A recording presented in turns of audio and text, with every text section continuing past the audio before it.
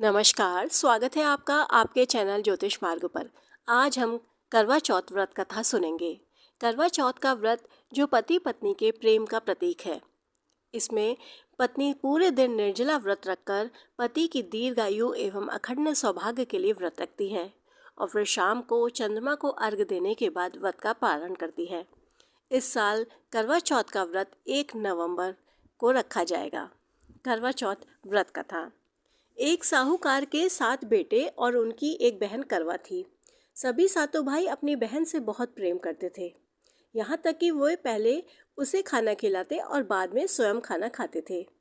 एक बार उनकी बहन ससुराल से मायके आई हुई थी।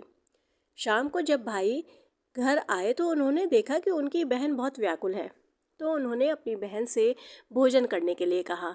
इस पर बहन ने बताया कि आज उसका व्रत है और वह खाना चंद्रमा को अर्घ्य देकर ही खा सकती है।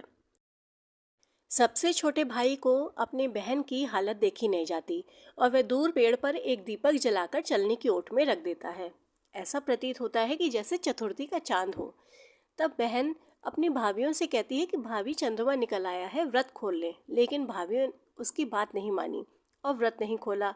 बहन को अपने भाइयों की चतुराई समझ में नहीं आई और उसने अर्घ देकर खाने का निवाला जैसे ही तोड़ा तो पहले टुकड़े पर उसे छींक आ जाती है और दूसरा टुकड़ा डालती है तो उसमें बाल निकल आता है। तीसरे टुकड़े मुंह में डालती है तभी उसके पति की मृत्यु का समाचार उसे मिलता है। वह बेहद दुखी हो जाती है। उसकी भाभी उसे सच्चाई बताती है कि उसके साथ ऐसा क्यों हुआ। व्रत गलत तरीके से तोड़ने के कारण देवता उससे नाराज हो गए। इस पर करवा निश्चय करती है कि वह अपने पति का अंतिम संस्कार नहीं करेगी और उन्हें पुनर्जीवन दिलाकर रहेगी। शोकातुर होकर वह अपने पति के शव को लेकर 1 वर्ष तक बैठी रहती है और उसके ऊपर उगने वाली घास को इकट्ठा करती रहती है।